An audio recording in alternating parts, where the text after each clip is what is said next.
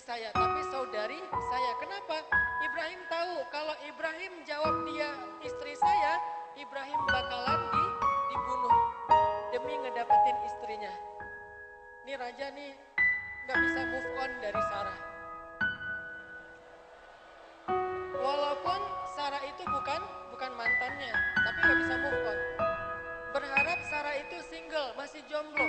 Makanya pas Ibrahim bilang dia adalah saudari saya, raja langsung kayak caper gitu ke Ibrahim. PDKT, Ibrahim butuh apa? Mau dituangin air? Wah, habis-habisan. Mat kepada Ibrahim. Akhirnya mereka diberikan tempat tinggal di istana. Suatu malam raja pengen godain Sarah. Sarah lagi lewat sebuah lorong, gak pakai cadar. Rajanya datang pengen nyentuh Sarah, tiba-tiba lumpuh, stroke tuh raja. Jadi baru mau nyentuh, pas mau dekat mau nyentuh kayak kesetrum gitu.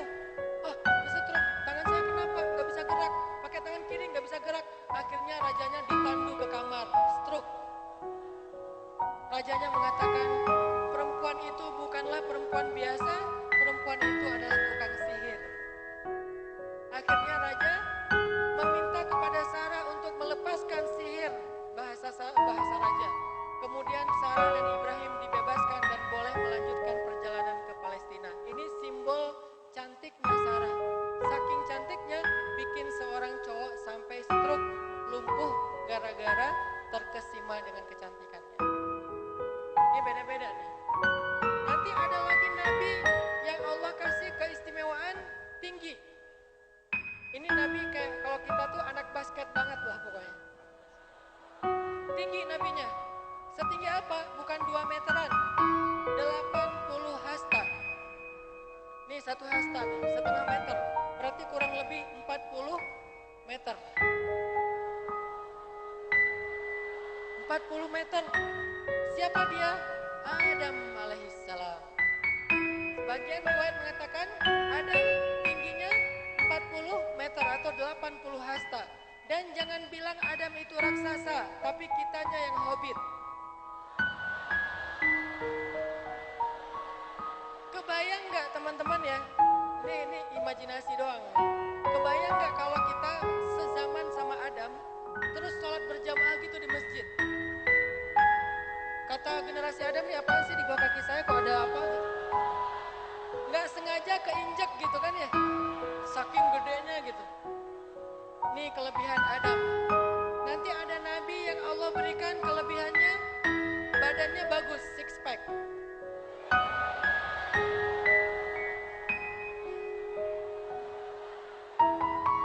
Siapa nabi yang six pack? Musa alaihissalam. Musa itu juara ultimate fight. Petarung banget lah Musa tuh. Kebayang gak saking kerennya Musa, saking kuatnya Musa, saking juara tarung, orang dicolek sama Musa mati loh. Jadi ada orang Bani Israel berantem sama orang Egyptian, orang Kipti, orang Mesir. Orang Mesir ini zalim, curang gitu. Terus dibelain sama Musa. Akhirnya orang Musa tuh kayak Noel doang gitu ya. Lu apaan sih? Mati.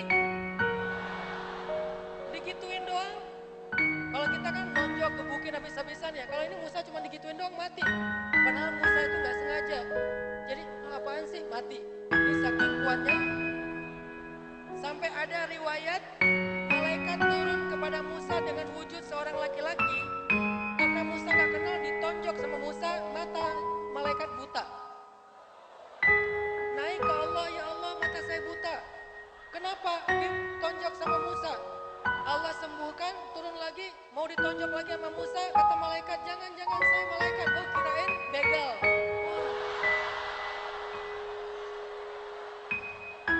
Ini apa terjemahan dengan konteks kita ya, kirain maling. Ini saking kuatnya Musa. Tapi Musa itu walaupun badannya bagus, six pack, dia kalau pakai baju itu selalu tertutup dengan rapi, nggak mau nunjukin badan. Kita kan kayaknya baru pertama fitness bajunya udah ketat ya. Padahal perutnya masih zero pack. udah pura-pura Magelang panas ya, sok-sok buka baju gitu, pengen nunjukin otot gitu kan ya. Enggak, Musa itu walaupun badannya bagus, dia pakai baju itu sampai ke pergelangan tangan, lengkap semuanya. Enggak pengen orang memuji badan Musa yang bagus. Tapi justru gara-gara kayak gitu, Bani Israel banyak memfitnah dan membuli Musa gara-gara pakaiannya. Musa tuh dibully di medsos.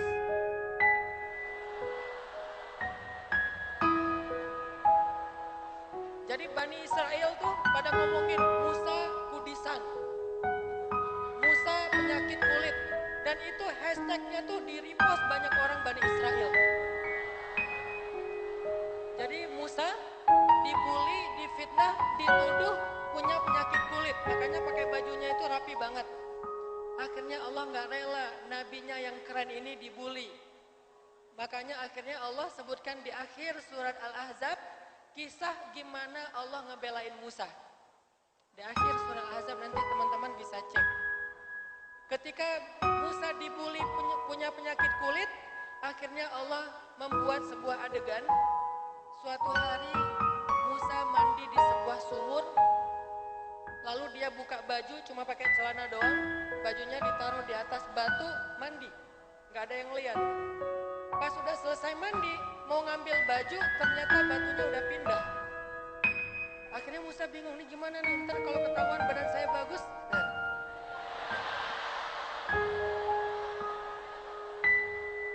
Musa kemudian mencari galah ya bahasa Jawa apa? Pakai galah gitu ya, cari galah, terus mau ngambil baju pakai galah, batunya lari. Akhirnya Musa pun mengejar batu itu dengan mengatakan saubi hajar, baju saya di atas batu, baju batu. Kejar. Kemana batu itu lari? Batu itu lari kepada Nadil Kaum. Itu bahasa teksnya. Nadil Kaum itu apa bahasa kita? Ke tempat anak-anak muda ngumpul. Jadi lewat skatepark gitu ya. Jadi anak-anak Bani Israel lagi main skate gitu ya, lagi ngetrik, lagi oli, tiba-tiba Musa lewat lari. Wah, Musa ternyata anak parkur.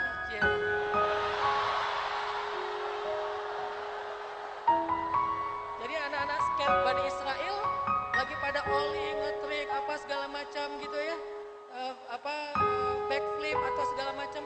Musa lari, larinya tuh kayak anak parkur gitu, loncat antar gedung gitu, apa segala macam. Kebayang kan, badan Musa yang bagus, keringetan, lari, wah. Terus lewat skatepark. Setelah lewat skatepark, batunya larinya kemana? Lewat kafe-kafe. Jadi cewek-cewek lagi nongkrong, gitu.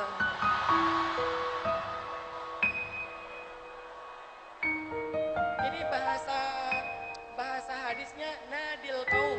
Nadi itu tempat orang-orang olahraga. Kayak gor gitu kalau bahasa kita ya. Kayak lapangan bola, futsal itu namanya nadi. Nadi syabab, tempat olahraga anak muda lewat. Sampai akhirnya batunya berhenti di pasar Bani Israel. Pas udah berhenti, Musa ngambil bajunya, dipakai, batunya dipukul sama Musa, terbelah. Terus orang-orang pada tutup mata gitu, aduh Musa. Musa terlalu keren. Sejak saat itu, Bani Israel mengganti hashtag Musa keren. Jadi ini teman-teman, Musa ya, cowok Nabi Allah yang diberikan kelebihan dari sisi fisik. Ada lagi nanti Nabi yang Allah kasih kelebihannya apa? Kelebihannya vokal, dia tuh vokalis banget. Kalau dia lagi perform, yang nonton tuh bukan cuma manusia, jin, malaikat, hewan, angin, awan, air, semuanya nonton konser Nabi Daud alaihissalam. Itu kalau Nabi Daud mau show, jadi single show gitu kan, itu yang datang tuh dari beberapa negara ya, kayak Tomorrowland gitu ya. Sampai charter pesawat ditulis Tomorrowland Brazil, Tomorrowland dari mana gitu, Finlandia. Ngapain? Mereka pengen nonton show-nya Nabi Daud. Nabi Daud itu kayak DJ internasional, kayak David Guetta gitu. Jadi kayak David Guetta. Pada datang tuh, terutama orang-orang yang pengen join dengan konsernya Nabi Daud. Kebayang nggak Nabi Daud perform kayak Coldplay gitu kan? Begitu Nabi Daud bersuara, baru cek sound doang tuh, cek, wah udah heboh. Padahal baru cek sound loh, belum ngomongin apa-apa tuh, belum mulai lagu tuh, baru cek sound. Begitu lagu pembuka, langsung semuanya diam, tiba-tiba semesta ikut join bertasbih bersama Daud alaihissalam. Kelebihannya apa? Suara. Makanya ada seorang sahabat yang suaranya itu bagus banget kalau baca Al-Quran, namanya Abu Musa al-Ash'ari. Sampai suatu hari Abu Musa lagi tilawah, bacanya tuh enak banget, cuman sayangnya dulu nggak ada recording ya, jadi kita nggak tahu gimana bacaan Abu Musa. Kalau tahu pasti di YouTube subscribernya tuh banyak banget pasti. Jadi bisa Abu Musa bikin channel YouTube, wah pasti jadi YouTubers terkaya di Indonesia gitu ya. Karena tilawahnya paling bagus. Pas Abu Musa lagi ngaji, dan by the way, orang Arab kalau ngomong Abu itu bukan orang tua ya. Abu itu kayak panggilan beken gitu.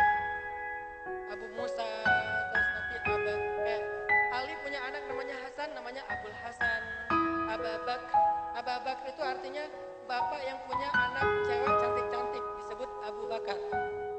Abu Musa pas lagi ngaji, Nabi dengerin